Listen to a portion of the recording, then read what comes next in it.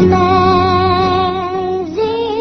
grace, how sweet the sound that saved a wretch like me. Hi, and welcome to Straight Talk About God. I'm Jack. God's royal line of kings. So what we're going to do is we're going to retrace God's royal line of kings from the idea until today. 3,800 years. 3,800 years. That's how far back we're going to have to start. See? Now we know, just from the Bible, that the very first king of Israel, was Saul. Right? Saul, about 1000 BC. Okay? But we have to know who decided who was going to be king for God. Right?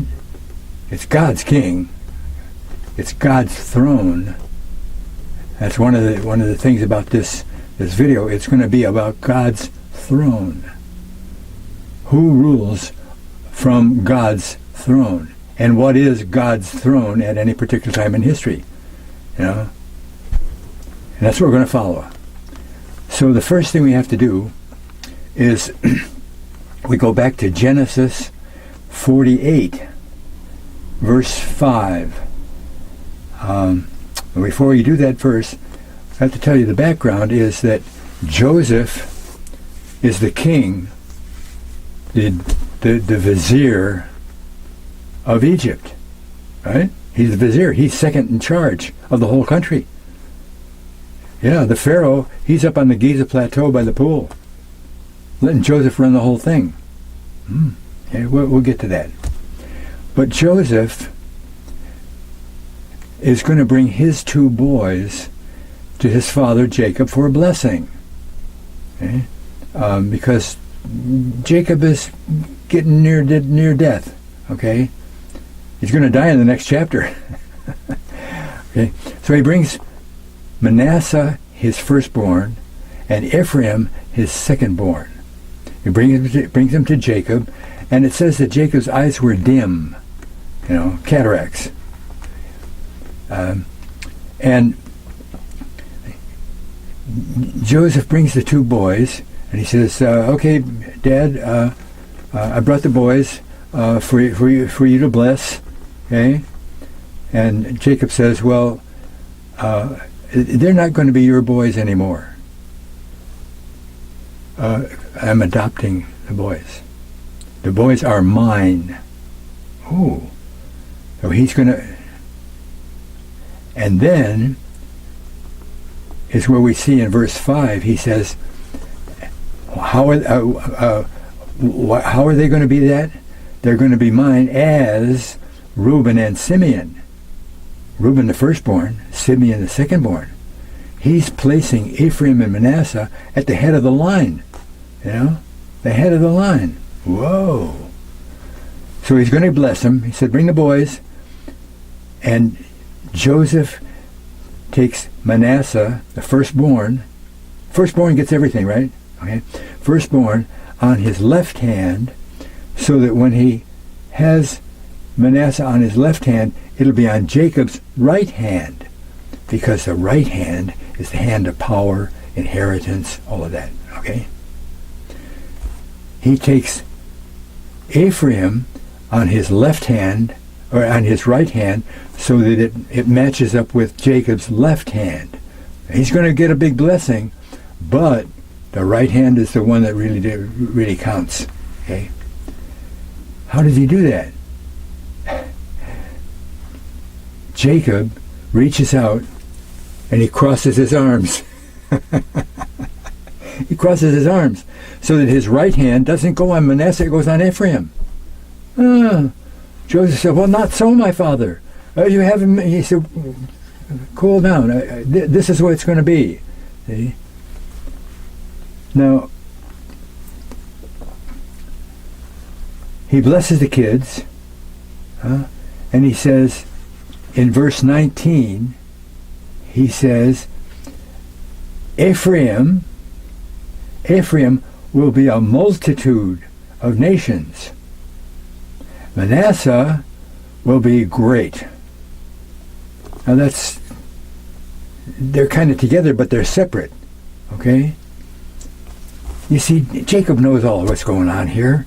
Joseph doesn't know, but Jacob knows, because earlier on in chapter 35 of Genesis, before they even came to the Holy Land, God got a hold of Jacob and gave him the same promises, the same prophecy that he gave to Abraham.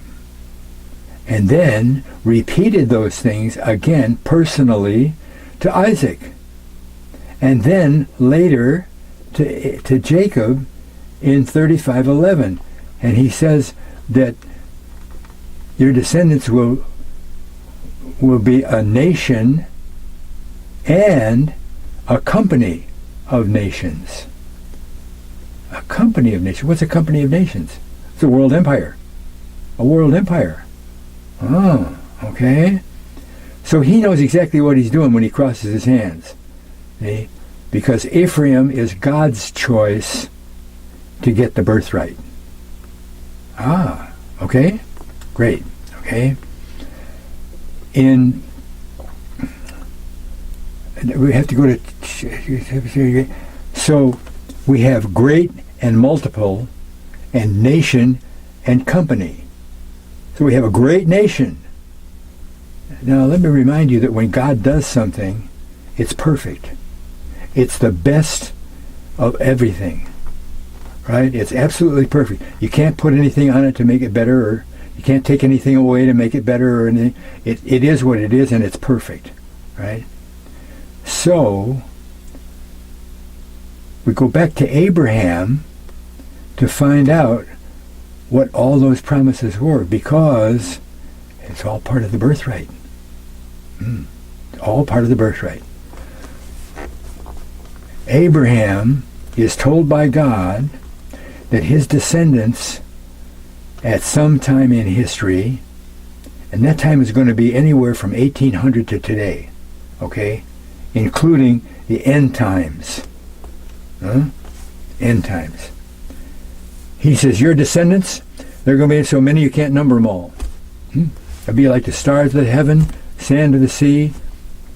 Okay, at some time in history, that will be happening. Right? Well, if you look at the last 100 years, you'll be in the right place. There's over 1 billion Israelites living on the earth today. And most of them have no idea that they are. But that's the point. It's going to be a multitude. But part of that multitude will form, he says, there'll be a multitude, and nations will come out of thee. That's the company of nations. Right? And kings will come out of thee. Not one at a time through history, at the time that all of these people are in existence. Not when there's only 500,000 Israelites on the face of the earth. When there's more than 1 billion of them. You're going to find that there's a whole nation that's an Israelite nation, and it's the best one ever. The great nation. What's the greatest nation of history? The United States. The United States. The Pilgrims are out of the tribe of Manasseh. They are a great nation. Manasseh gets the great nation promise, right? And what's the greatest empire of all history? Ephraim's empire. The Roman Empire is not the greatest. It's the British Empire. The sun never set on the British Empire. It was huge, right? It contained a whole lot more than just the Israelites, but it did contain all the Israelites too, mostly. Okay.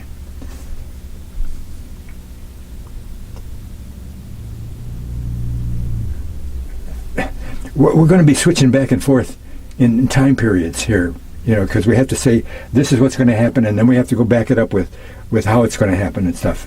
So I hope you don't get confused like I do.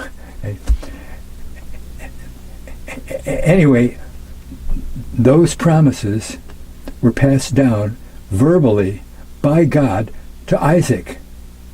Adequate witness. Mouth of two, things are confirmed. And then to Jacob in 35:11. Same thing. But there's a fourth aspect of the promise to Abraham.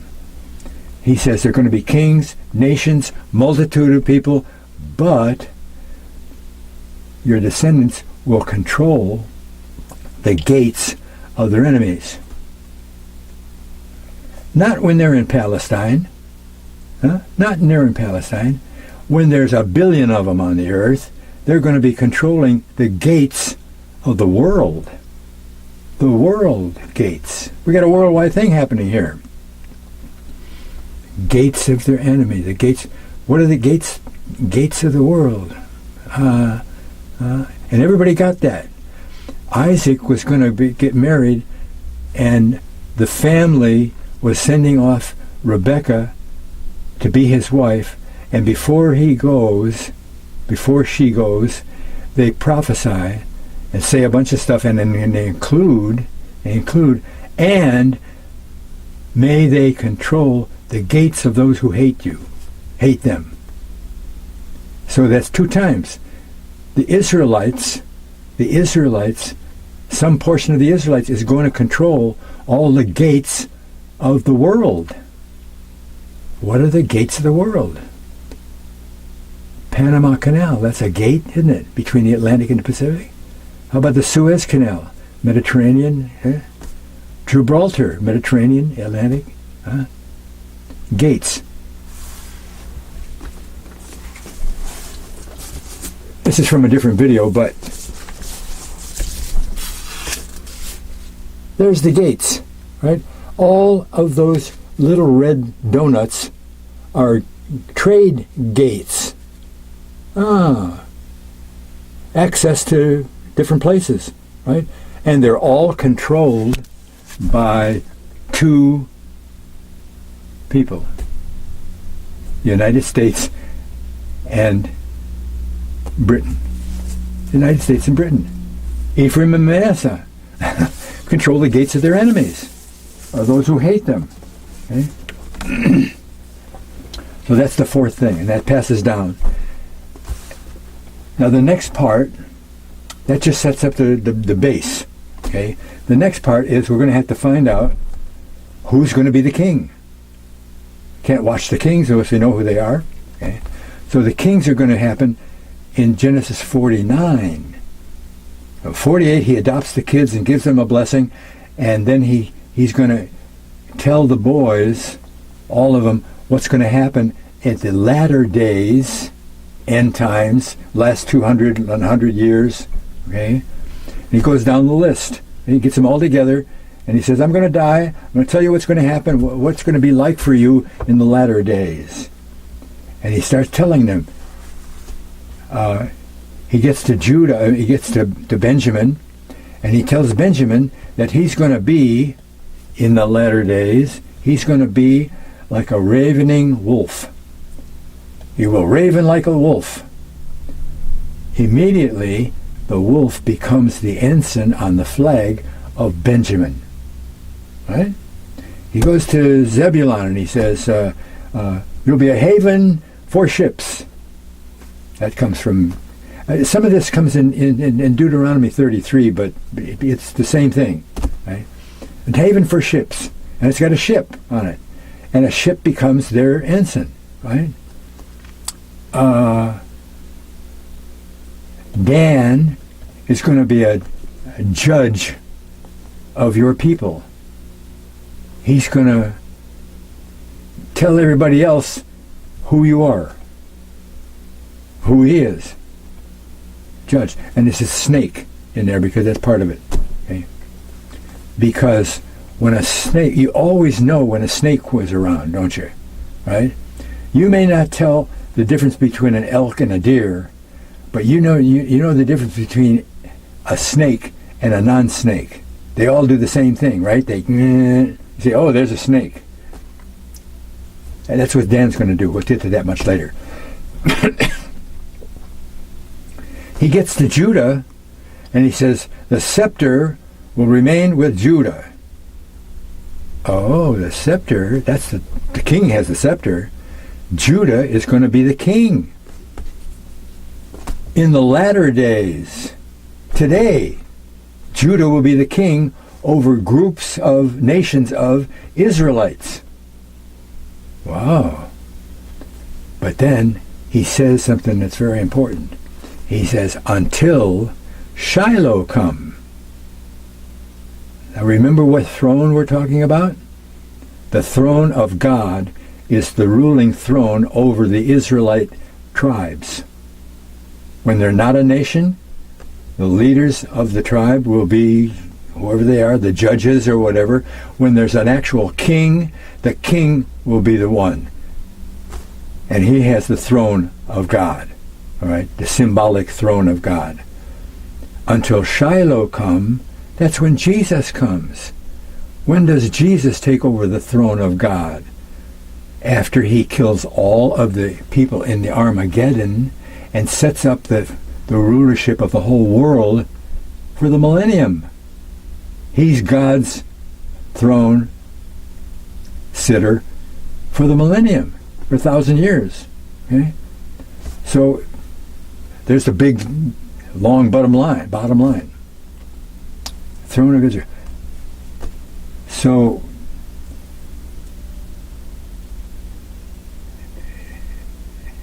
Judas got his eyebrows up because he said, no, he's got them down. That's what he's got them down because that's all he got. That's all he got. Well, you see, raven like a wolf isn't part of the birthright, right? Jacob doesn't have a wolf that ravens and he gives it to Benjamin. It's something that's on their flag to let them be their ensign. What about the birthright? What about all the cattle? What about all the gold and silver that Jacob had?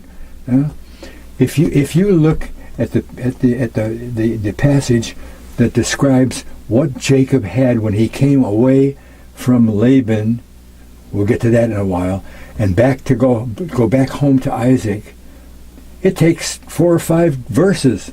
It goes on and on and on and on and on. He's richer than a king. You know, he could have been called the king of king of Canaan. He had flocks and herds and horses and donkeys and cattle and servants and everything. What? Judah didn't get that. Who did? Joseph.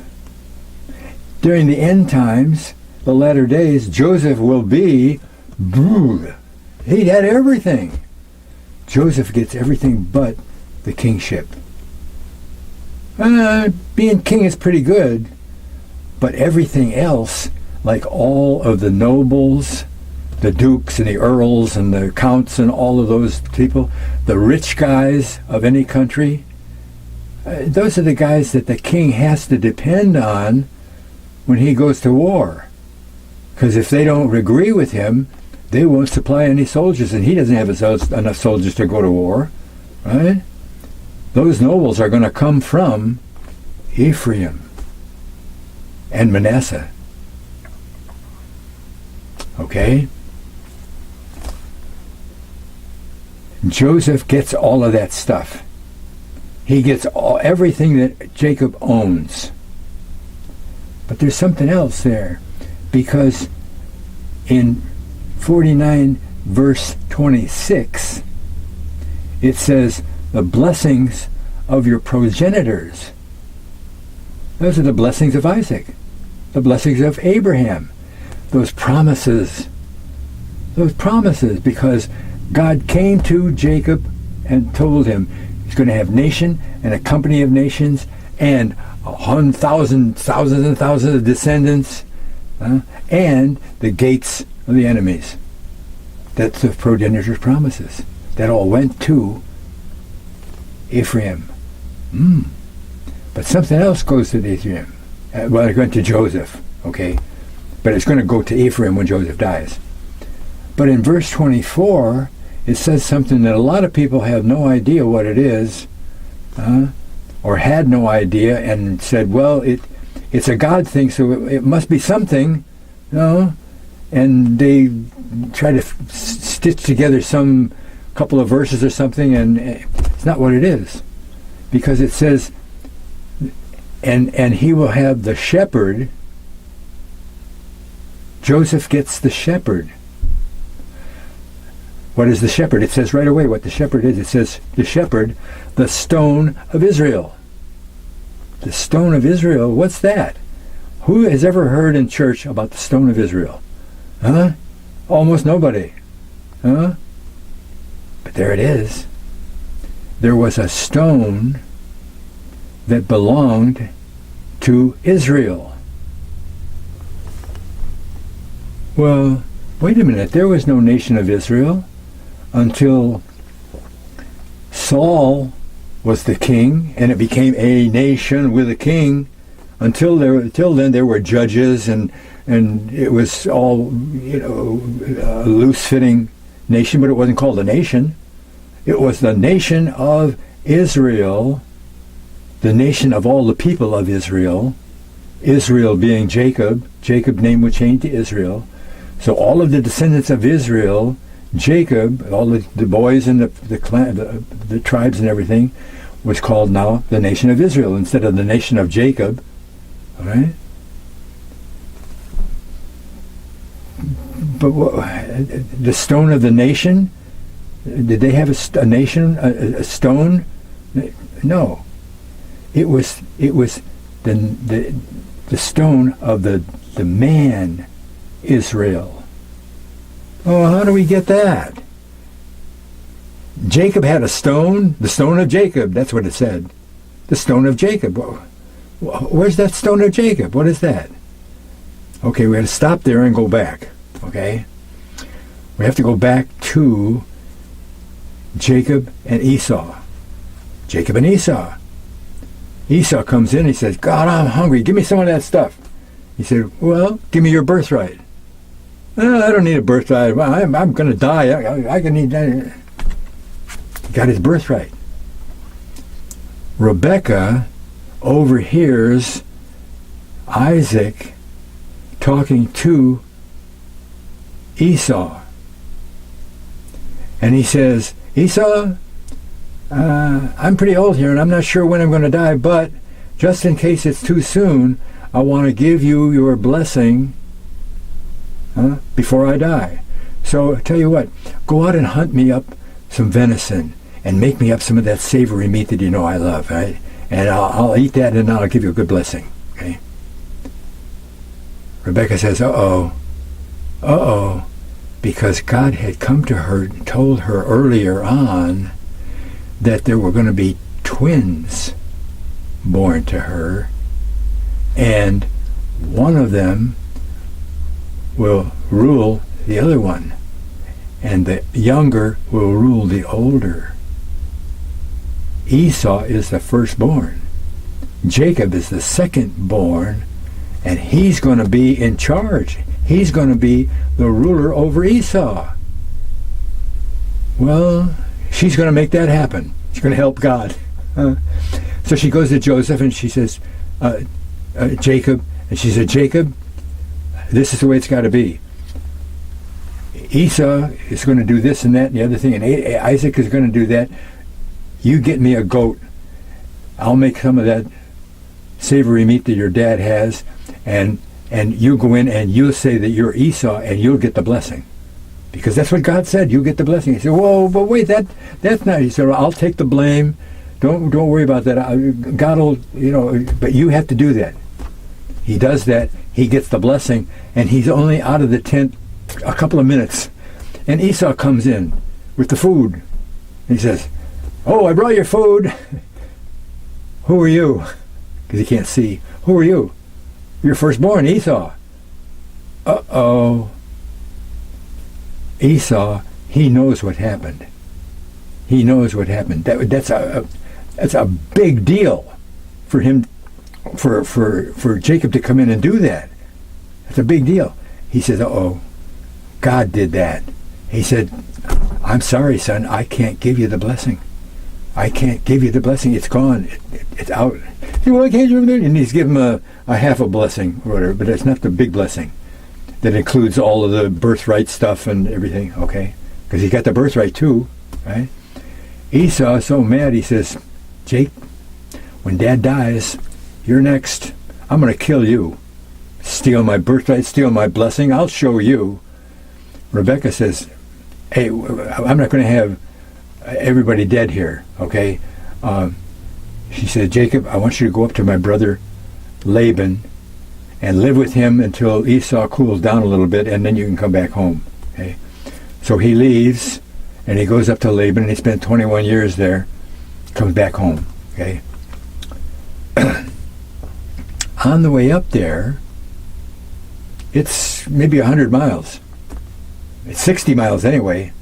I think it's more like 100. It's all the way up above Damascus, you know. And they're living more than likely down in Beersheba, which is at the south end of the Dead Sea.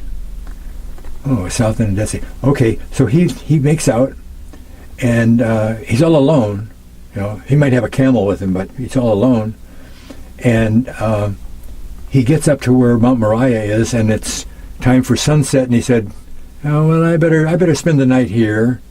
He goes up the hill there, and he finds a nice big rock, flat rock. It's about almost 3 feet long, and almost 2 feet wide, and about a little less than a foot thick. Nice flat rock, and he puts his pillows on the rock, and he goes to bed. Okay, but he has a dream that we've all heard about, of the ladder to heaven, and there's angels going up and down. There's a portal. Actually, it's a stargate. It's a portal out of heaven, dimensional heaven, that they come through, and they go down the ladder and do what God told them to do on the earth, and then they go back up the ladder. And he wakes up and he says, "Oh, this must be the house of God." He takes that stone. It weighs 300 pounds. And somehow, I mean, he's a grown man. Right? He lifts it up and he puts it on edge, and he makes a pillar out of it. He pours oil on it, anoints it, and calls it Bethel. Beth, house, El, God. House of God. He said, wow, this is the house of God. He makes the stone the symbol of the house of God. He goes up to Laban. He spends 21 years there. 11 of the kids are born while he's there. He becomes... You go to the passage where it says when he comes back, and there's 4 or 5 verses full of all kinds of things, all the things that he's rich with all that, okay? And he's got servants. He's got the 11 kids, all his wives, a lot of gold and silver, blah blah blah blah. He's got a wagon. Now, don't you think he's going to take the stone, the Bethel house of God, with him when he gets back down to Moriah on his way down to Beersheba again? Of course, it's God's stone. It's the most revered and honored piece of artifact in all of Israel history, including today, because it's the throne of God. That's the throne of God. Huh?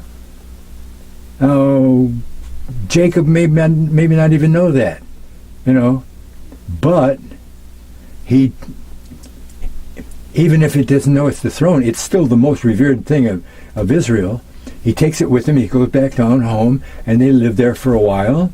Right? The stone is there with him, and everything's fine until a famine hits. And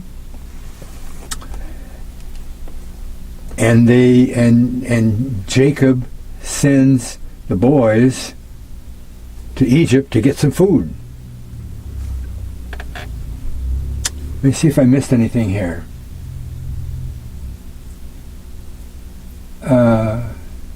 The shepherd stone of Israel.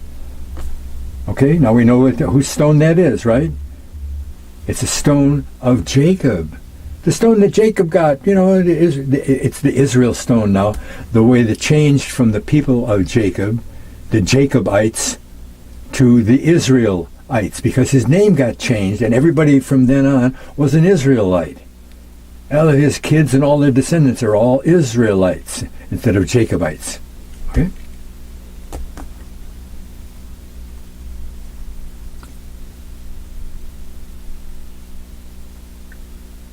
I don't know which one to tell you first, right? We'll go back. Okay. Joseph is ruling, right?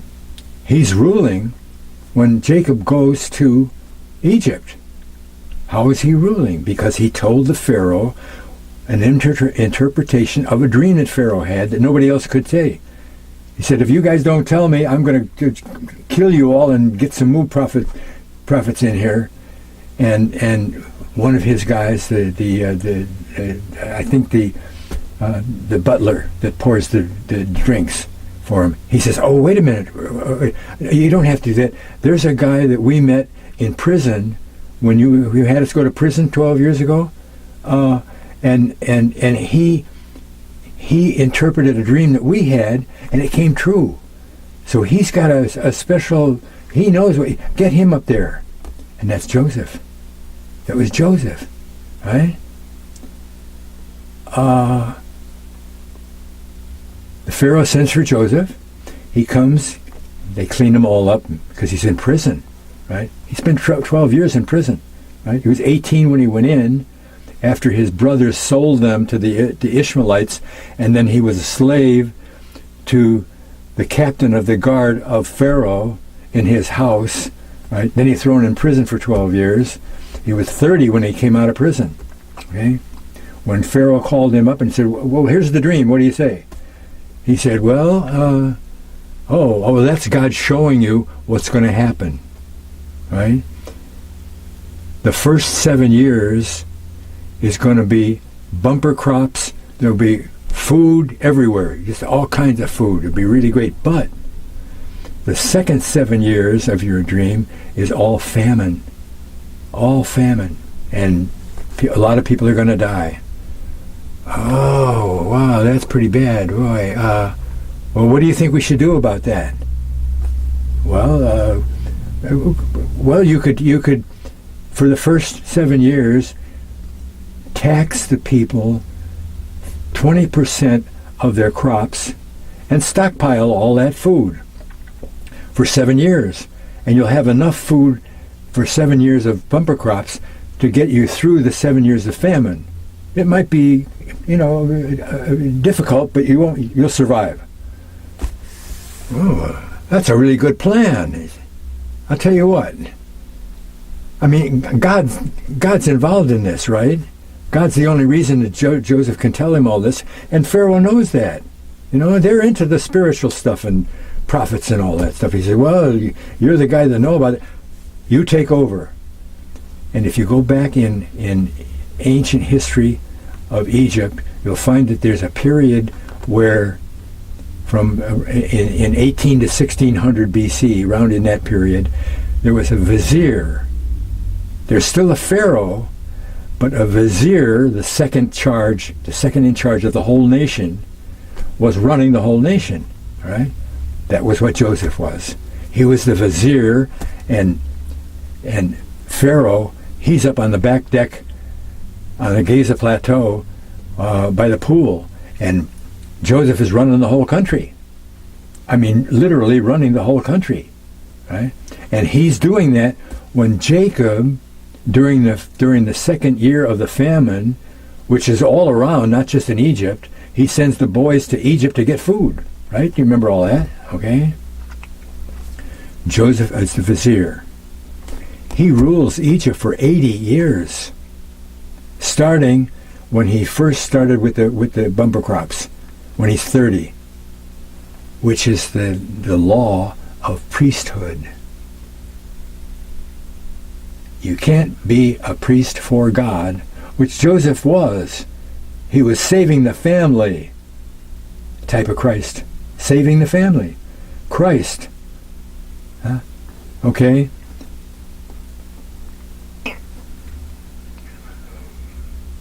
I'm finding it. The boys don't know he's there. He's speaking Egyptian now, see? And he's got an interpreter and all that, you know. And eventually, maybe during the second year of the famine,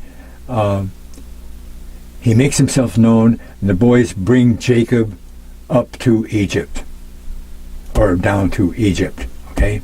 Set them up over in Goshen, everything, and they're fine. He saves the family, okay?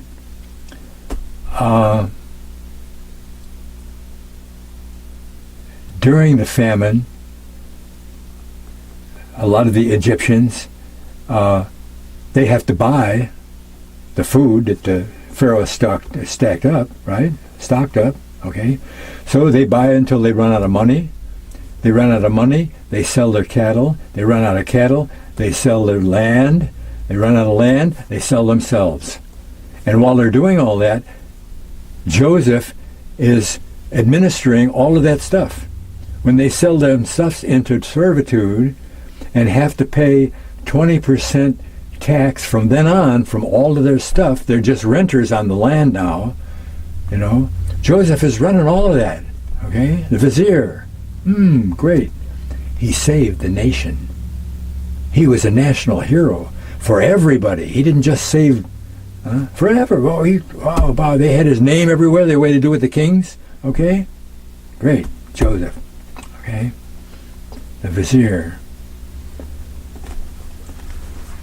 But it's kind of strange, you know, they were there for 400 years. The family arrives with Jacob, and it begins what God told Abraham would happen. Abraham says, well, how will I know that all that good stuff you said is going to happen? He said, oh, okay, I'll show you. Your descendants are going to go to a land and be strangers there and live there for 400 years. They will be treated badly and they will come out rich. Isaac knew all that. That's a God statement, and that was passed down for all of, okay? Jacob knew that too. 400 years. The family goes there and that starts the 400 years. 400 years later, they come out in the Exodus with Moses, right? Right. Yes and no, but we'll get to that. What does Jacob bring with him to Egypt? He's not going back home. He knows the prophecy, and he understands now, because Joseph even understands. He tells his brothers, he says, don't worry about it. No, I'm not going to retaliate.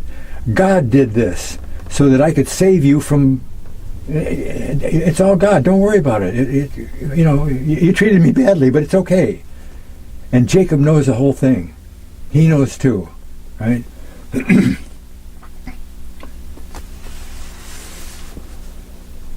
When Joseph is going to die, no. Jacob brings with him what? Because they're going to be there for 400 years. He doesn't bring just a few things and go back home, right? He's got the stone, doesn't he? He's got Jacob's stone, Jacob's Israel stone with him. He's got all the gold and the silver and the cattle and everything he owns goes with him. There's a lot of them. There were 70 people altogether. Huh? So he brings the rock with him, the stone with him. And it stays in Egypt until the Exodus with Moses. Two things come out of the Exodus with Moses. Two important things. Okay? The bones of Joseph. Joseph lives till he's 110. He dies, but before he dies, he says, when I die, don't bury me here. Remember how we took Dad home and buried him over in the other land there? There's no Israelites living over there now. It's all Canaanites and all that, you know. There's no God people there. But he said, half of all of the nobility of Egypt went to the funeral with Jacob's body and buried him over in Holy Land. Okay? And then he came back. He said, bury me over there. And I've seen about 5 different Exodus movies, and at least 3 of them have a group of people carrying a coffin, Joseph's bones, and something else. The stone, right? The stone. Okay. The stone goes with them in the Exodus. It's carried around with them for 40 years in the wilderness, right? That stone, remember I said how big it was? It had rings that were plastered in, cemented in, and they didn't rust. They didn't rust. They came out of Egypt in 1453 BC. Huh? That's 3,400 years ago, right? And it had rings in it then. And 3,400 years ago, it still had those rings in it, and they weren't rusted. Because I saw that stone. I looked at it. Went to England and I looked at it one time. And those rings, it has a groove right down the middle of it. So 3 inches wide and 1 inch deep, because when they put a rod through those rings and carried it, the stone went like this, right?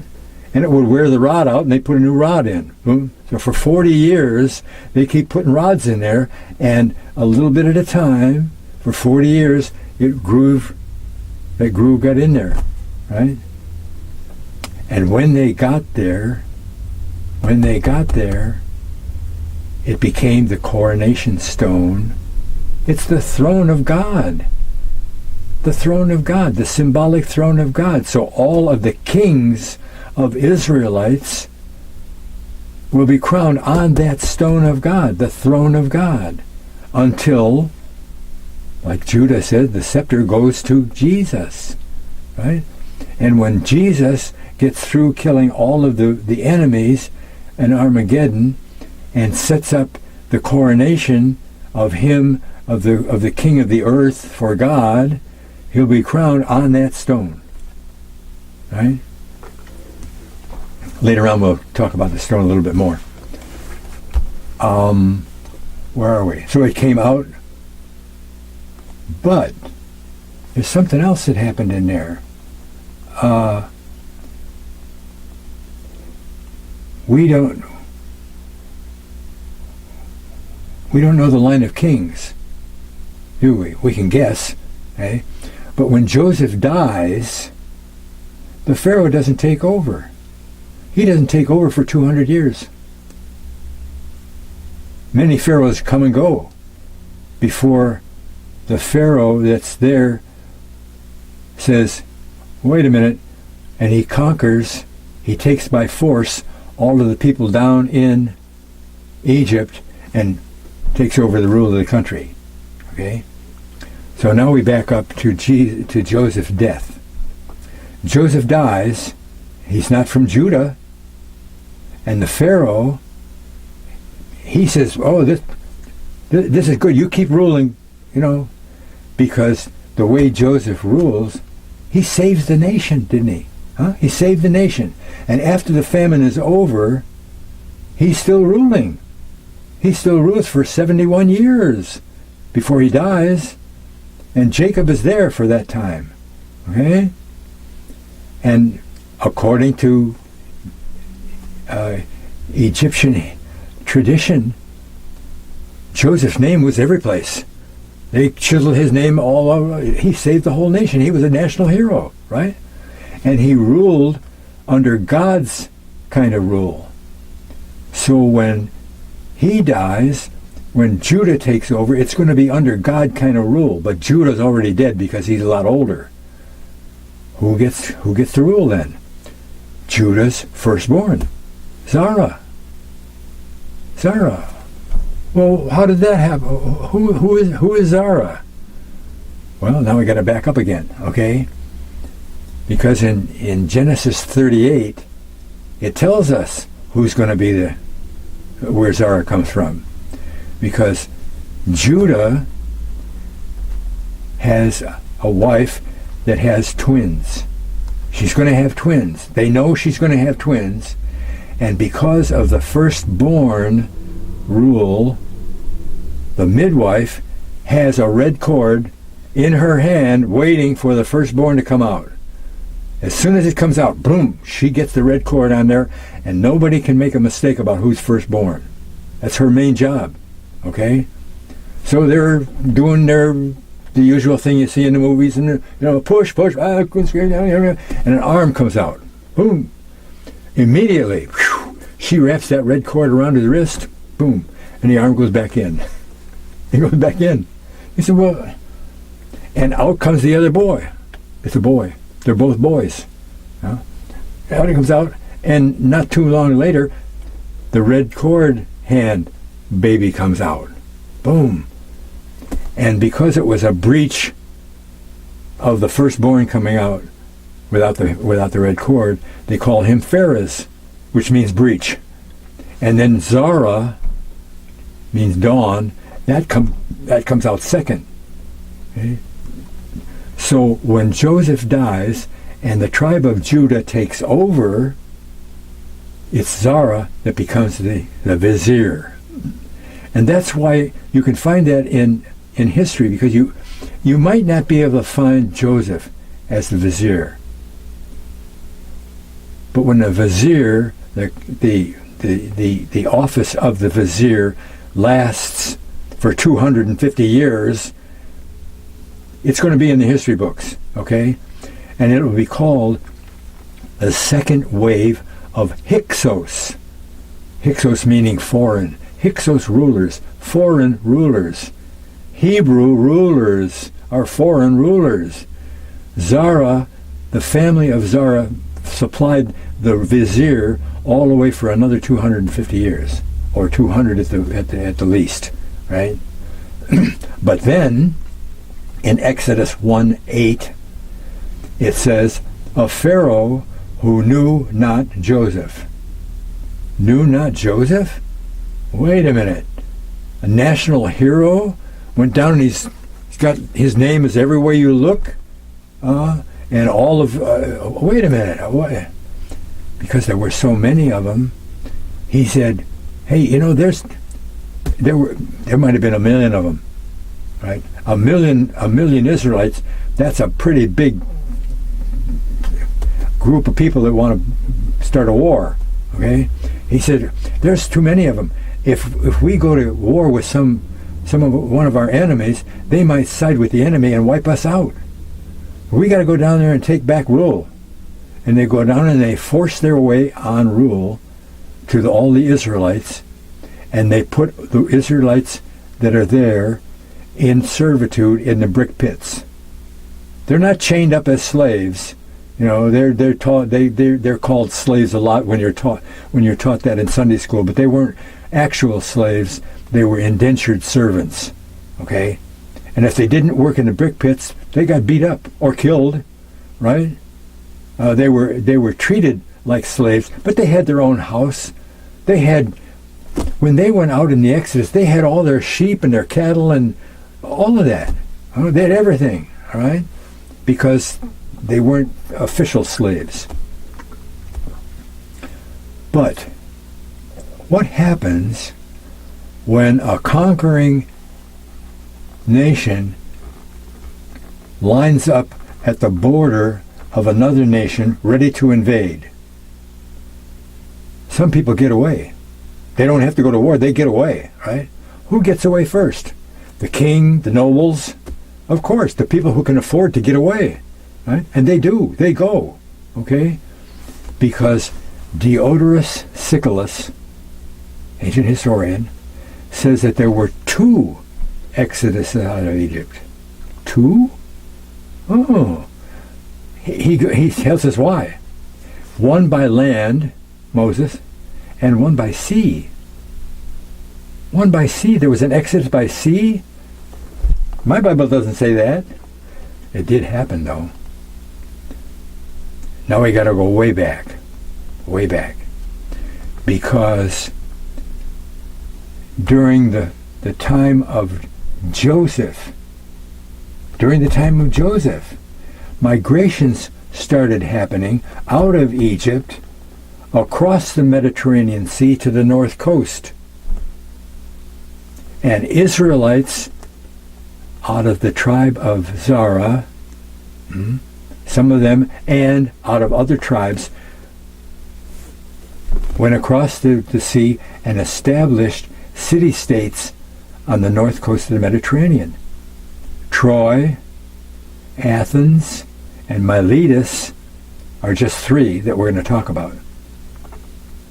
Now we've got Israelites in nation-states over on the...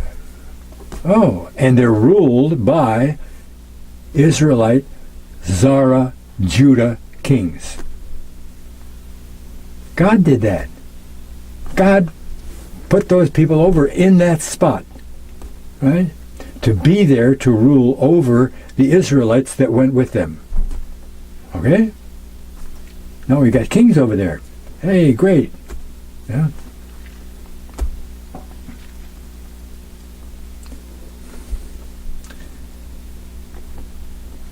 In the Exodus with Moses. No, let me finish up with the Zara, okay? Those early migrations had nothing to do with the Pharaoh coming down 150 or 200 years later, okay? And continual small bunches of people did those migrations. And then a huge one happened with not just Zara and the nobility, but regular Israelites, Benjamites and so forth, when the Pharaoh was going to come down and conquer them. And they all went and peopled all those places across the Mediterranean Sea. Okay? And when Moses left 100 or 150 years later, with all of the Israelites, no matter what tribe they were, if there was any Judah left, they went with them, right? And they all left with a mixed multitude. Non-Israelites from Egypt went with them, right? Okay? They went into the Holy Land, they killed all the bad people, not all the bad people, they took over, okay? They had judges for a while, and then they had a king, and then it was a nation, okay? All that happened. The first king, Saul, was not a Judah bloodline. He was a Benjamite, you know.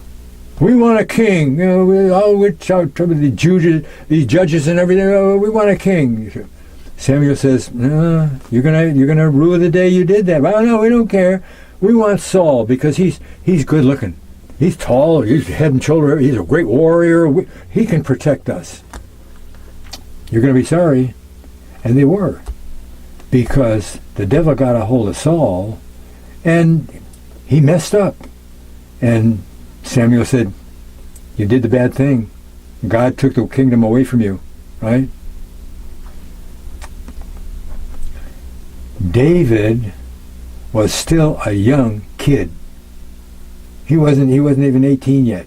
Okay? He's out with his dad's sheep. Saul is going to be king for quite a while yet.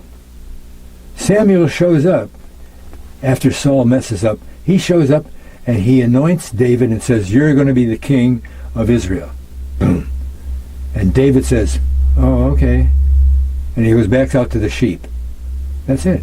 Right? But Saul and all of his sons, so that nobody can be the king, get killed in a battle against the Philistines. They all get killed, okay? Nobody left to be the king. Well, by this time, David's a big hero of the wars and all that stuff, right? And now the people say, we want David for the king. Yeah, well, David has got to be a Judah, right? But he's not Zara Judah. He's not Zara Judah. He's a Pharez Judah. We know that from the Bible. He's a Pharez Judah. What happened to Zara? They're all gone. They all left when the Pharaoh came down and conquered Egypt again. Right? There was no Zara left. Only Pharaoh's line went out with Moses. So that becomes a problem for the lineage of the kingship of all of Israel. We've got Zara Judah over there in the top of the Mediterranean Sea and up in the Caucasus Mountains and all that. And then over in Israel, the land of Israel, Palestine, we've got the Pharaoh's line, and there we got two. If Zara's available, they're going to be the king. Zara's not available because they can't be available because Pharaoh is in David. But the big problem, it looks like God has a big problem, but God never has problems, right? He's better than the CIA. He's got all the little details worked out way in advance, right? He knows exactly what's going to happen.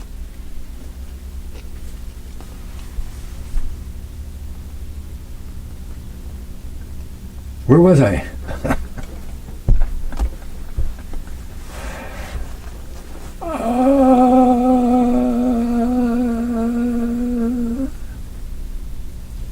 David is the apple of the eye, right? God loves David because because David trusts God with his very life. He does some bad stuff. He sins, just like we sin. But when a push comes to shove, he trusted what God said to the point where he won't kill Saul when he's right there in front of him and he's going to kill them right now. He says, no, I won't do that. It's God's anointed. Even if he isn't Judah, he's God's anointed as the king, and I'm not going to go against God's anointed. Okay?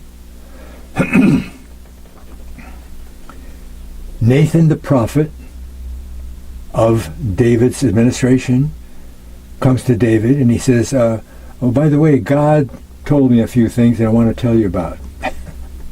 He says, God said that he likes you so much that he's going to make sure that your bloodline never runs out.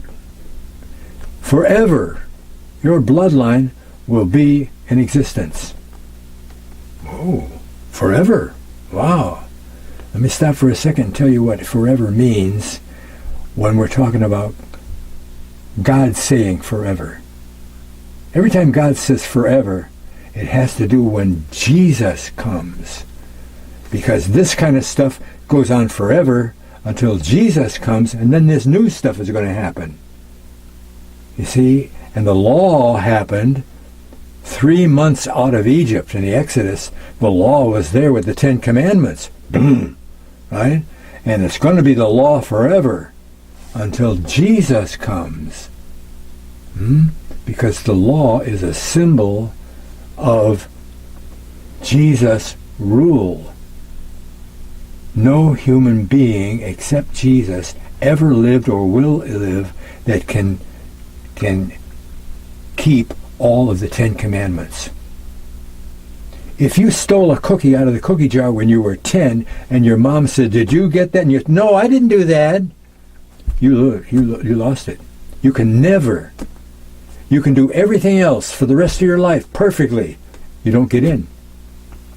Bible says that. James says, miss 1 point of the law, you lose the whole thing. That's why Jesus came. Because the new way to get into God is through Jesus' death and resurrection. Okay? It's all about whenever it says forever. Okay? So David's bloodline is going to be a ruling bloodline forever until Jesus takes over the rulership. Okay? But out of all of those descendants, they're going to be kings of your bloodline, ruling the way you're ruling now over Israelites. the way Jesus rules over Israelites right now before he shows up, right? It's Jesus in symbol and through his resurrection that says, this is how you get in now, eh? Until Jesus comes. But now we got a real problem, because once they get into the Holy Land, David is coronated on the stone of Israel, the coronation stone, right? And Solomon is crowned on the coronation stone. And Rehoboam, when Solomon dies, Rehoboam, firstborn, is coronated on that stone. And every king of the nation of Judah, which happens almost right away, because in 921 BC, when Solomon dies, Rehoboam says to the 10-tribe group of nations on the upper end of Palestine, he says, you think Dad's taxes were crazy? Huh, I got a big problem for you. You're going to be taxed even worse. And those 10 tribes that were kind of a little group together anyway, Jeroboam becomes the first king of those, and they become a nation by themselves, and Judah becomes a nation by itself with Benjamin. Now we got two nations. Oh, okay. All of the tribes of Judah were crowned on that stone. Okay? All of the kings. All of the kings of Ephraim for the next 200 years before Assyria comes and takes them all away. Some of them were crowned on that stone, but not necessarily all of them. But none of them were from Judah. They were all from the line of Ephraim, because he got the birthright and he was the king, right? So it progresses down through history until about 600 BC, 100 years after the nation of Israel is taken away and they're gone completely. They've been gone for 100 years. Nebuchadnezzar comes and wipes out the nation of Judah and Benjamin, and takes all of them, hundreds of thousands of Jews and Benjamites, over to Babylon for 70 years of captivity. After 70 years, they come back, and they never became a nation again. And today, they still are not a nation. Yeah, I heard you. I heard you. But we're talking about Bible times, Bible people. Okay? That means the tribe of Judah. If you're not a member of the tribe of Judah, you don't belong on the throne. You can't be a king, a legal king. You got to be from the tribe of Judah, right? And the nation of Judah was the tribe of Judah and nobody else. Benjamin was along with them, but they weren't Jews. Only the tribe of Judah were called Jews. Nowadays, anybody that says, I'm a Jew, isn't necessarily of the tribe of Judah. Because there's a lot of people who, as a big, almost national group, were threatened with death, and they got out of it by switching religions to Judaism to save their lives. And that was centuries ago, right? And the nation of Israel that happened in 1948 was founded by those people, not the tribe of Judah. I'm not saying that there aren't people of the Jewish bloodline in Israel today. There are some, but they're not the ones that are running the place. That's why I won't go into that. Rothschild headed up the foundation and the immigration of the Palestine, Israel in 48. It's all about them. All about them, right?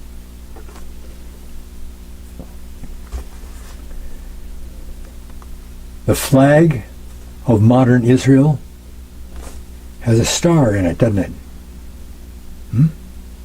That star became known as the Star of David. Somebody with a lot of power and influence over the media of the day said, this is the Star of David. It's the Star of Rothschild. That's what it is. It's an occult symbol. Look it up. Look it up.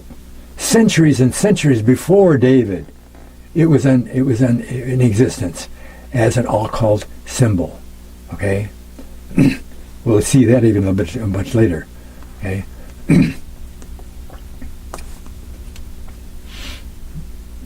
Where was I? Huh? Star of David.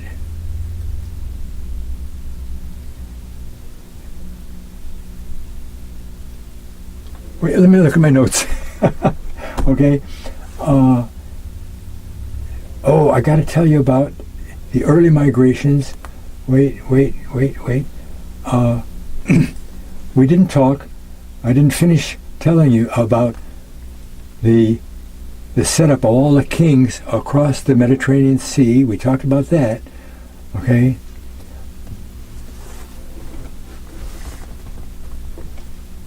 But some of those city-states, Troy, Athens, and Miletus, some of those city-states made migrations within themselves to other places. Okay? So out of the nation-state of Miletus, 5 of the Milesian princes, okay, not the firstborn, not the king, not the firstborn, but any of the princes on the way down that weren't going to be the king and knew that, they said, well, we're going to do something by ourselves. We're going to make up places by ourselves. 5 of them got together. They got a whole bunch of Israelites and Zarajudahites from that tribe, right? And they made their way over to Spain. Spain. And they set up over there. Had provinces and their own, their little colonies and they were there living their thing. After a while, 3 of them, not a couple of weeks, okay? We're talking about a period of 400 or 500 years in total, okay? 3 of them said, well, we want to do a different thing here, and they decided to go to Ireland. They conquered the people that were ruling Ireland, and they set up over there. And they were the kings, and they had Israelites under them, and they were doing that and all that stuff, okay?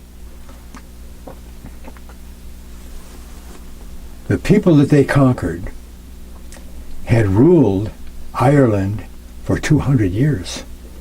200 years. Before they were born, they were there ruling. Those people took over rulership of that Ireland, from a people called the Firbolgs. And if you do a deep study on the Firbolgs, you're going to find out that they had connections to the Israelites. They had connections to the Israelites. Okay.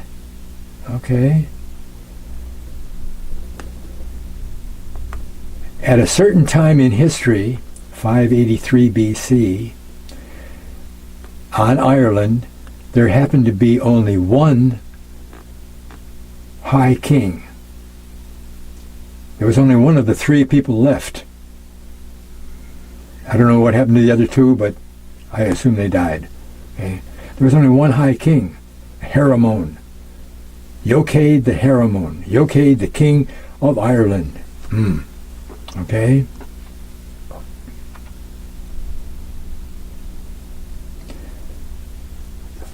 The people of Troy had a war. 1200 BC, around in there. They got conquered. The king got together a large group of the population of Troy, not just the city, they had the area, right? And he moved over to northern Italy and set up over there, okay? But most of the population, most of them, went with Brutus, the king's firstborn son, heir apparent. He got together a fleet of ships, not one or two, a fleet of ships, packed with thousands and thousands of Trojans, Troy people of Troy, and they were going to go and start their whole colony, a whole brand new nation. They're going to build their own city. They start out from Troy, way over here in the east, and they travel west. West. Turns out they stop at Spain. They stop at Spain. Who knows all of the history about the people that they live with? The royalty, the educated people, they know the history, okay? Trojans, these Brutus and the king and stuff, they knew the history of the Milesians over in Spain. They knew that. They didn't just, those five guys didn't live for just a couple of weeks and nobody else knew it. They knew that there were Israelites there, so they stopped there, and while they were there, they took on some Israelites on with the ships, and they continued on with their trip. They just stopped for a while, right? They went out the Gibraltar, right? They made a right-hand turn and went up the Thames River on the south of England. Up the Thames River to Totnes. Stopped at Totnes and said, okay, everybody out. They all disembarked there. They scouted around for the best place to build their city. Okay, they found the place, moved in, built a big city, and it lasted for 1,000 years. For 1,000 years it was known as New Troy. Yeah, the Trojans. Yeah, boy. How did they know that? How did Brutus know to go up the river? How did he know to go out Gibraltar and up the river? How did, I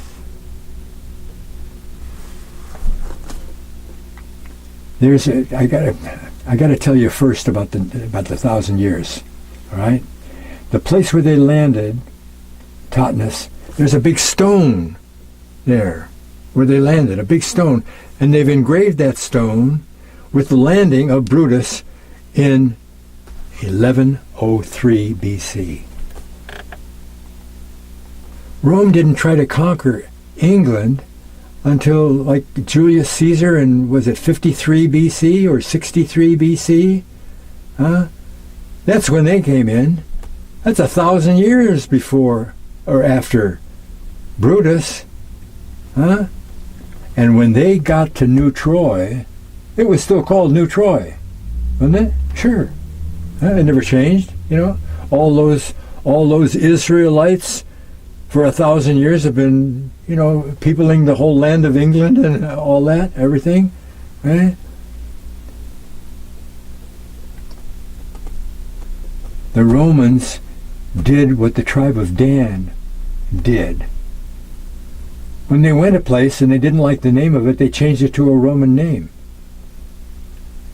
Caesarea probably wasn't Caesarea. When the Romans got a hold of it, they called it the town of Caesar. Caesarea, right? They did that. They changed the name of places, right? Oh, okay. They got to New Troy and they called it London. London. Brutus founded the capital city of England in 1130 BC, 1103 BC. Okay? How did they know all that? Huh? How did they know where to go? Right? Who told them that? You know? They knew that from somebody. Somebody who knew that was there, wound up in Troy at some period of history, and said, there's this place, and it's a wonderful place. You go out here and you go there and you turn right and you go there, and it's a great place. Right? How'd they know that? Tribe of Dan. Tribe of Dan. Oh, the tribe of Dan. Okay. Well, it turns out that those 3 Milesian princes who went to Ireland and conquered those people who ruled Ireland for 300 years, were called by Irish history. Irish history, get the books. Irish history called them the Tuatha tribe, Tuatha Dé, tribe of D-A-N-N-A-N. Tribe of Dan. They knew that by the tribe of Dan, right? And the Milesians knew the same way about Spain, that the tribe of Dan was there. And because the Romans did the same thing that Dan does, because everywhere Dan went, they changed the name to their father's name, Dan. Every place that they could put a name on, the name that they chose contained Dan somehow. Now in Hebrew, there's no vowels. So Dan is spelled D-N. D-N, okay. Well, there's a couple of rivers up above the Caucasus Mountains that both start with the name with D-N. There's no vowel in there. Dnieper, Dnastra. How about the Danube River? Danube River? How about you get a map of the British Isles, a nice big map with a lot of different names of the towns and the rivers and all that. In the British Isles, there's 2 River Don River. One's in, I think, Scotland and England, or Scotland and Ireland, or 2 of them. Edinburgh, Dundalk, Dunkirk in England. There's a nation in Northwest Europe, okay, that was founded by the tribe of Dan.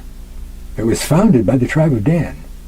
Now, don't get confused and say the whole tribe of Dan. It's not the whole tribe, because Dan were the Phoenicians. The Phoenicians, I'll get to that in a minute. Dan founded that country and called it Dan place, Denmark. I had a guy who saw one of my videos, emailed me and he said, we know all about Dan here. We don't say Denmark. We say Danmark. Today, they honor Dan as the founder of the whole country.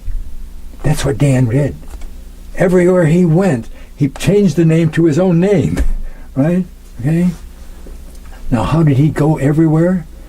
Because before Jacob ever even left the Holy Land to go to Egypt to live there and die there, Dan was already, he was a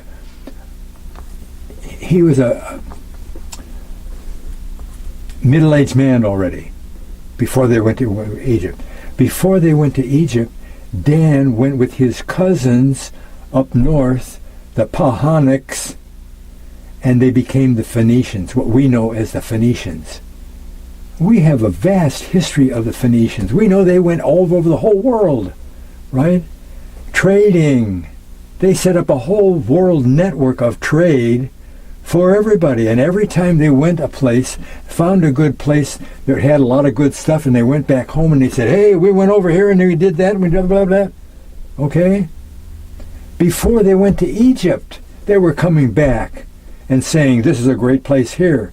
And for 400 years while they were in Egypt, those Phoenicians and Dan guys went out and came back and went out and came back to Egypt and told the people there what was going on, right? Why would the Danite group rule Ireland for 200 years? Because it's a wonderful place to have all kinds of different ports of trade. You don't have to go through the Strait of Gibraltar and into the Mediterranean Sea and all. You don't have to do that. We'll go to Ireland. Okay? Proof that Ireland and Spain are all Israelite countries. Not just Zara Judah, Pharaoh Judah, Israelite. Dan is not a Judah. But Zara, Israelite, Judah, Israelites went over there with those three princes and conquered the ruling class of Danite and took over. Right?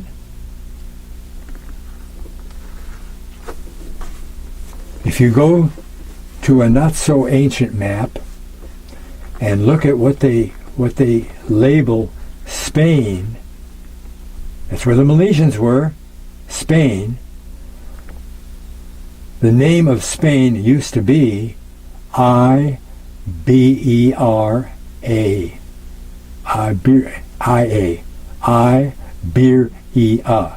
Iberia.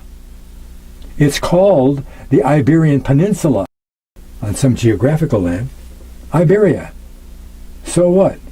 Iberia, well, Ireland is called Hibernia.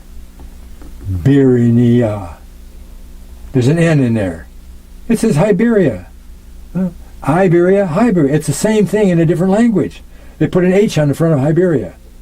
No, it's Hibernia.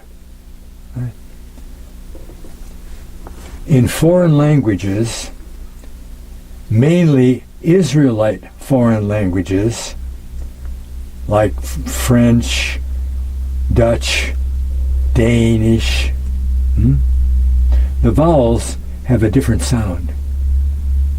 A is an A. It's A in English, but it's ah in all those other countries. E is not E, it's A. A is E. A. I is not A. I. It's E. Oh, Iberia is not Iberia, it's Iberia. But it's not Iberia, it's Iberia. Area. The E is an A. E is I at the end. Iberia.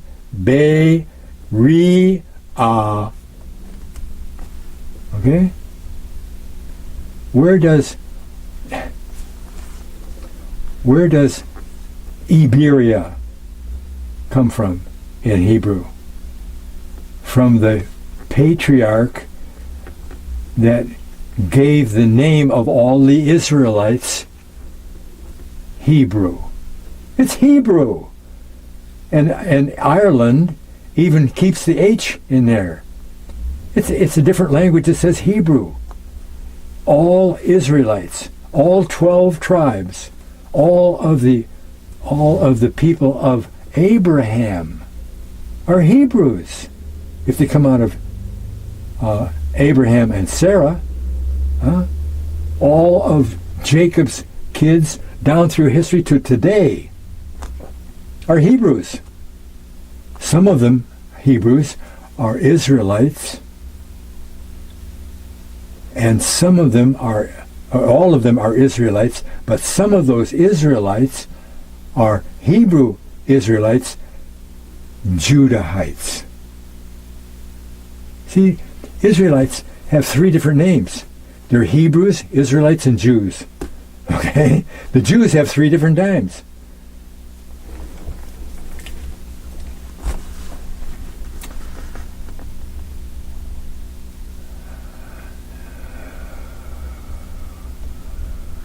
Where do I go from there? Maybe I'll have to put a space in the... Okay, so to recap a little bit, okay? God, over the course of 3,800 years. Starting back with Abraham, was lining up the ruling class of kings that would rule over the Israelites, the lost tribes, when they got to where they finally were going to settle. 721 started, it started the punishment period of the house of Israel, the nation of Israel up north, right? 721 is the last thing that happened. Samaria, sieged for 3 years, fell. Okay? And within 100 years, all kinds of migrations were starting out of there. They placed them up at the top of the Fertile Crescent, and 1 million of them went east, 1 million of them went west, 3 million of them went north, and 1 million of them were left under the Caspian Sea and the North and the Caucasus Mountains and the Black Sea. Okay? The 3 million, these are all, kind of, the 3 million of them went through the Caucasus Mountains to the Dario Pass and populated a place that we know as Scythia. Scythia. Okay? They were the Scythians. They weren't the Scythians because the place is called Scythia. The place is called Scythia because the people were the Scythians. And if all of the United States citizens moved to a different country, they'd be called the United Nations, the United States nation over there, whatever. Okay? But how did they get to be the Scythians? Because they lived in wagons the way the gypsies in the movies lived, with all of their their cattle and their herds and their flocks and everything. And they moved around, and Scythia was as big as most nations, right? It's almost as big as America, or the United States, right? But they were Israelites, and because they lived in temporary dwellings, they were Sukkoth. That's what the dwellings were called, Sukkoth. The tribe of the Feast of Tabernacles. They built up temporary dwelling places for the feast, and they were called Sukkoth. And Sukkoth, when Sukkoth got to the other languages around there, it became Scythia, Scythians, the Scythians, the Scythians, right? Underneath the Black Sea, that million that was left over, they didn't go there. They came out under the Black Sea and moved along with the Scythians on the top, and they all moved west over to Northwest Europe and the British Isles. But they were called by the Greeks the Kemerioi. The Assyrians called them the Komri. The Greeks called them the Kemerioi. The English name is Sumerian. The Sumerians. Schwarzenegger, Conan the Sumerians. Okay? We know everything there is to know about the Sumerians and the Scythians and their history. It goes on for books and books and books. Okay? They're the Israelites. It's just the names changed from Israelite to Sumerian through the different languages. So we got 4 million people going west. Okay? And who's there to greet them?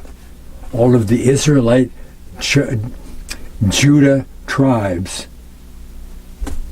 How'd that happen? Well, we didn't talk about that yet, did we? All of the kings of the nation of Judah were Pharaoh's Judah kings. The last king of the nation of Judah, 100 years after the Israelites are gone, the nation of Israel gone, only Judah's left, were conquered by Nebuchadnezzar, 6000 BC. Okay? Came and he conquered them completely and carried them away into Babylon, 70 years. Oh, wow. He got there around 600, late 600 BC. Took the king out, took him over to Babylon, and he set up a puppet king called Zedekiah. He named him Zedekiah. He was out of the royal line. He was a Pharaoh's Judah bloodline. And he says, okay, you're going to be the king. Be a good boy and keep sending us money every year, and you'll be okay. It went okay for a while, but then his ego got away with him, and he said, oh, who is this Nebuchadnezzar guy? The heck with this. I'm not giving you any more money. Nebuchadnezzar says, oh yeah? Watch this. And he laid siege and just wiped out Jerusalem. Vandalized the city, broke down the walls, burned everything in. He made a big mess out of the whole place. Took them all away. I'll show you who gets away when the invasion starts. The king. Yeah. Well, Zedekiah got together the family and the servants and maybe the royal guard of a few people or whatever, right? And during the nighttime, he went out, under the wall or however it was, and he went north, up by Damascus. Nebuchadnezzar's people found him, brought him back. Nebuchadnezzar said, you rebellious bunch of people, I'm going to show you. You're not going to be able to rebel anymore, okay? He took 7 sons of Zedekiah, all 7 sons of Zedekiah, and killed them right in front of his face. No bloodline going here, huh? This guy going to get away and make no. Then he put his eyes out, so he'd never see anything again. Right? Took him to Babylon, and he died there. That cuts the line. That's what he thought. Nebuchadnezzar thought that he cut the line, and if he had cut the line, what about David? David was promised by God that he would always, as long as there was a nation of Israelites around any place on the earth, they'd be ruled by a descendant of David. Now, there's no descendant of David, is there? All the boys are dead. Huh? Nebuchadnezzar didn't read the book of Deuteronomy. The book of Deuteronomy? Now, it had to exist by 600 BC, didn't it? They came out of Egypt 1453 BC. In 3 months' time, they got the law, right? 10 Commandments. Okay, we talked about that. Okay. They had the rock with them, and all of a sudden, there's a family at the door of Moses' tent. He said, what's going on? He said, well, we don't want to lose our inheritance. Well, of course, you don't lose your inheritance. Firstborn gets the inheritance, right? The inheritance that came to. So when they go to the Holy Land and they pass out parcels of land, these people weren't going to get any inheritance because they didn't have anybody to inherit. Dad died and there were no boys in the family. And he said, well, we don't want to lose it. He said, no, you shouldn't lose your inheritance. But talk to God. He talks to God, and God said, that's right. Let the girls inherit. Oh, that's in the book of Deuteronomy. Right? That was available. If Nebuchadnezzar wanted to find it, it was available, and he would have then also killed Zedekiah's 2 daughters. He had 2 daughters. Oh, they can inherit. The The daughter can be a queen of Pharaohs. Oh, great. But what about David? They've got David's in Pharaoh's bloodline, don't they? Great. Oh, maybe Zara, Judah is all over the north coast of the Mediterranean Sea, and they've got a big, huge bloodline of ruling Judah. And now we've got this little bloodline down here that doesn't have any people or anything about it. And how are we going to do that? God knew that, okay? Nebuchadnezzar comes to his captain of the whole military operation, migration over to Babylon, relocation, and hundreds of thousands of people going there, and all that stuff. But he comes to Nebuzaradan, the captain, and he says, listen, there's this guy named Jeremiah.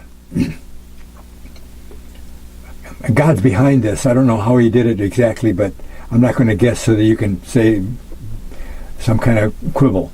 Okay? He knows that Jeremiah is special somehow, because he tells Nebuzaradan, he says, Jeremiah, the prophet, I want you to treat him well. Do whatever he says. Give him everything he wants. Treat him completely. Just do it.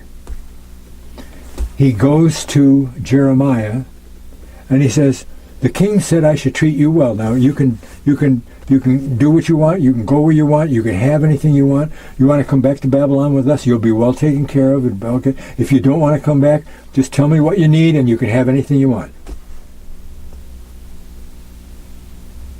Stop here for a minute and we'll go back a few years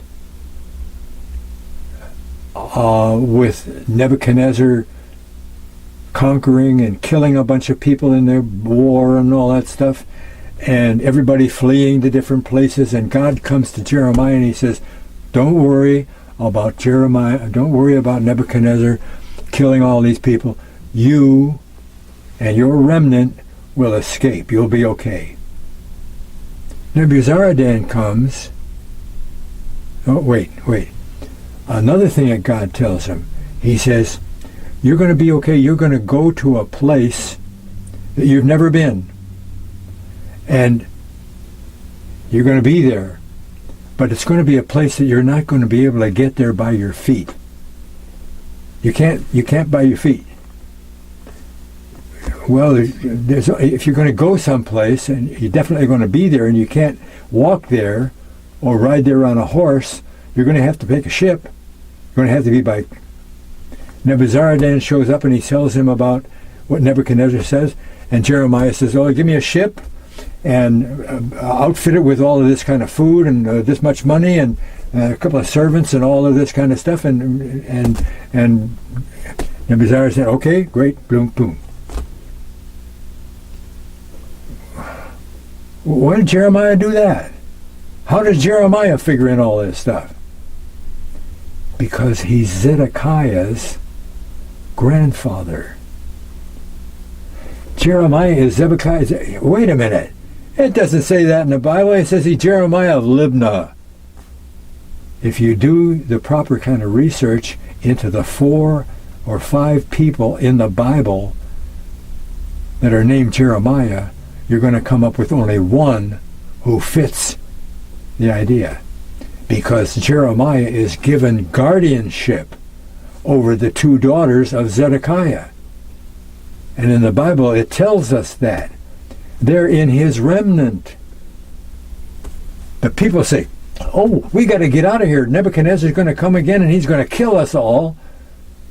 Jeremiah says, don't do that. God said you'll be okay. Go to Babylon. Spend the 70 years there. Grow your crops. You'll be fine. And you'll come back later on and be okay. No, we don't want to do that. They go to Egypt. And with Jeremiah are the 2 daughters. He's with them. Huh? She's with them. When they come back from Egypt, after Nebuchadnezzar shows up over there and kills a bunch of people there, his remnant, a few people that are with him, and the two daughters come back to Palestine. And that's the only thing we know. They're gone. We don't know what happened. Huh? Why does Jeremiah say, give me a ship? Because he's in charge of those daughters who have the bloodline that he's going to take to Ireland. There's a very complicated inscription on a stone inscription in Ireland. You can see it you can see it yourself today, that nails down the date of 583 BC that I mentioned earlier as the date when he arrived in Ireland. It shows a ship leaving with 5 passengers. 5 passengers. It leaves, it travels a little while, it stops off at a place, and 1 passenger is gone away from the ship. The ship goes back on a voyage, it winds up in another place, and everybody else gets out. In Ireland. Jeremiah goes to Ireland, and he knows it's Ireland already. One report I found in my research and all of this stuff is that when David was king for 40 years, he showed up in Ireland. He went to Ireland, right? That's way after the lost tribes, right? Lost tribes went out. I'm sorry, it's not after the lost tribes. It's before the lost tribes. But those migrations are going to happen, and people had already migrated during the 400 years in Egypt, as I said earlier, because the tribe of Dan came back and told them where they went. Okay, and they knew all about Ireland, and Jeremiah, being of the priestly line, right? He knew the history. He knew he was going to go to Ireland. He went there, and he took with them two, one account or a couple accounts said he took the Ark of the Covenant with him. I don't believe that. Maybe he did, but I don't believe it. But we know for sure that he had 2 items with him. Okay, what were they? Now, he knows about the kings, right? So what's one of them going to be? It's got to be the stone, right? The coronation stone goes with him. It's the most honored piece of artifact in Israel history, right? But he brings something else with him. You look on the Irish flag, and what do you find? A harp. David's harp. David's harp. Okay? There's more to that, though. Because you remember the Milesians? The Milesians, the three Zara, Judah kids that went to Ireland and conquered the tribe of Dan, all right? And they set up in Northern Ireland. In Northern Ireland, Ulster, there's one thing I saw on the internet, I couldn't find it again, I was going to show it to you, of the 4 different flags of 4 different provinces in Northern Ireland, in Ulster. And basically they're pretty much the same. They have a big, it's a background color. Most of them are a deep yellow. And then there's a big red cross across. And then in front of that, there's an area in the center of that cross. And there's a space there, right? There's a space, and all 4 of them have a space, right? In the space is a red hand. A red hand. The Tsar is the red hand. Okay? We honor the memory of Zara, right? In one of them, a much later edition of these are more modern flags, okay? These didn't happen in 1100 BC, right? But in one of these modern flags, that hand isn't in a space, an empty space. It's in front of Star of David. Star of David. That's how we know it's more recent. Because we know it isn't the Star of David, right? It's honoring with the red hand, but it's honoring David because they don't know it's an occult symbol. I don't think they did. If they did, they wouldn't have put it on there. Huh? And maybe at that time when it went on there, maybe that long ago, it wasn't called the Star of David. I don't know. I don't think so. I think it would have to be the Star of David. Anyway, there it is on the flag, right? I think that if you can do a real deep study of all the flags of all the northern European and British Isles and all of their allies around the world, of their flags, you're going to see some of those things that Jacob told their boys that would be on their flags. Like a Benjamite group of people from Benjamin, maybe they don't know they're from Benjamin, will have a flag that's got a wolf on it. I think that's probably what you'll find. Okay. Now, what does that mean for the line? Jeremiah shows up in Ireland, and he's got one daughter that he stops in Spain and lets one Spain off in Spain, goes out through the building, goes underneath England and over to Ireland. He lands on Ireland. Haramon, Yochai the Haramon, High King, marries Teotephi, and all of the kings and queens of Northwest Europe and the British Isles from then on, from 583 BC, are out of that marriage, because the Pharez line with David gets married to the Judah line, and that's one line that has all three of them in there. Right? It's got Judah, Pharez, Zara, David, all in one line.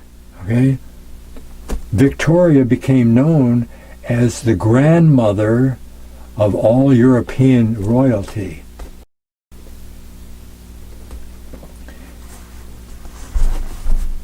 You see that white piece back up in there? I'd like to show that to you, but I have to fiddle around with the camera a lot. I can't show it to you.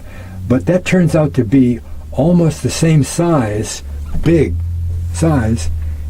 It's a genealogy chart that Victoria had made for £100, £10,000, a lot of money. She paid a lot of money to have this genealogy made. It ends with Elizabeth II, okay? And it has all of those nations, Guelph, all of the different nations that are all European nations, you know? And it all travels all the way back up until it gets to one man, Judah. Judah. The line of Judah comes down through all of those nations, all of the kings and queens and everything, all the way down to today. Right? Charles, King Charles today is out of the line of David. There's always been a big controversy here. The Tudors took over here, and they weren't supposed to be the king, and they weren't the real bloodline, and it might be true that at that point the new English king should have been out of this line, and the Tudors came in and they took over, and they were, well, they weren't the ones that were supposed to be the kingship, but the Tudor line is on that chart. They're out of David, right? That's all that's important. If it came out of David, it came out of Judah, and it came out of Pharez. Right? So all of those kings and queens come out of the same line. And if there's a nation that isn't being ruled by a king, it'll be ruled by a prime minister. The head ruler, whoever the head ruler is of that nation, if it's a nation of Israelite people mainly, like the United States,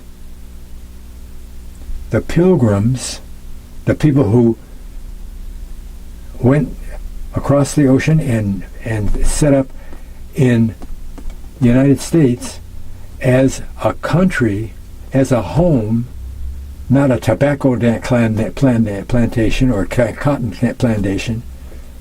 They were out of the tribe of Manasseh, the greatest nation of the world, tribe of Manasseh. Okay, they were out of Manasseh. We never did have a king, did we? We only had presidents. Only had presidents. See that? See that chart? Huh? 25 different presidents are on this chart. Right? This isn't Victoria's chart. This is in existence when Fritz Springmeier wrote his book called The Bloodlines of the Illuminati. The elite that have run the world forever, practically. The bloodlines of the... He has 13 families of the Illuminati, bloodline people like the Rothschilds. And when he wrote the book, the Li family of China, the Li, Li family of China, was in charge of China. One brother had the administration of the politics, and the other one ran the military. Do you think that they still run the China, the family, or do they just disappear? Of course not. They still run the place. It's been said that in 1850, the Rothschild banking cartel was in charge and control, minimal control, but control of the financial system of the world, right? And today they're even worse than that, right? They're the ones that established the 48 Israel nation. Okay. 25 presidents on here, and they're all related, right? Yeah,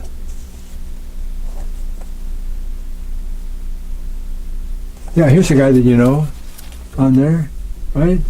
I don't think you can read that. It's George Washington. George Washington, he's way back here, see? And out of him come another generation, and way back down here, and his bloodline split out in 2 or 3 different places before it got down here. Who's down here?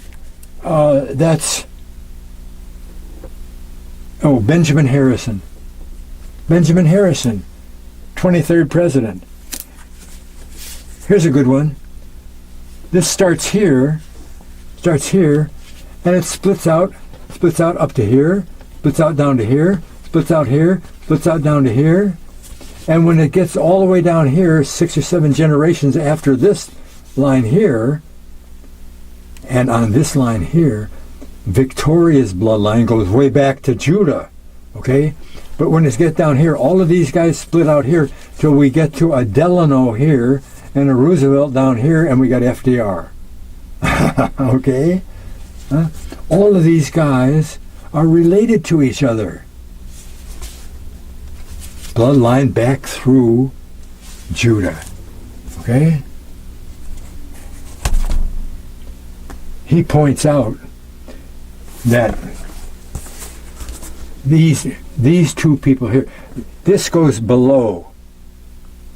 Okay, there's another little area about this big, and it goes below here, right? Comes out of here, okay?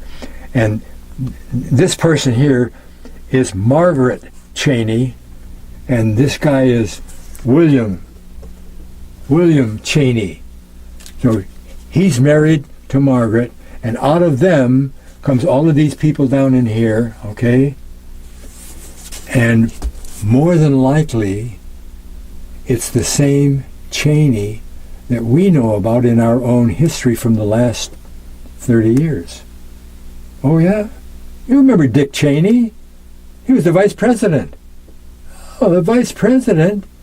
Whoa! He's got to be out of the line of David.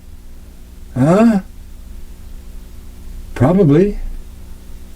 Because if G.W. Bush gets assassinated, he's got to take over. And nobody's going to be the president unless they've got the line of David, because that's what God said. Okay?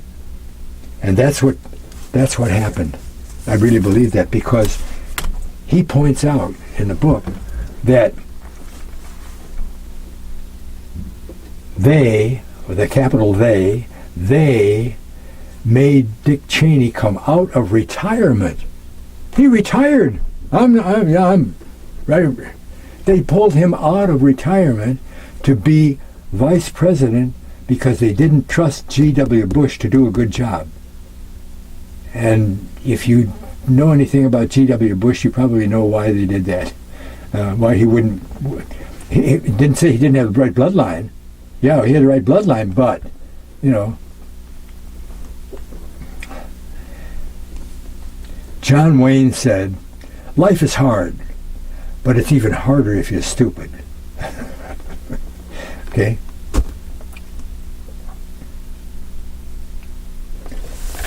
Boy, I hope I covered everything here. It goes on forever, right? That's God. That's God. Thanks a lot for watching. God bless.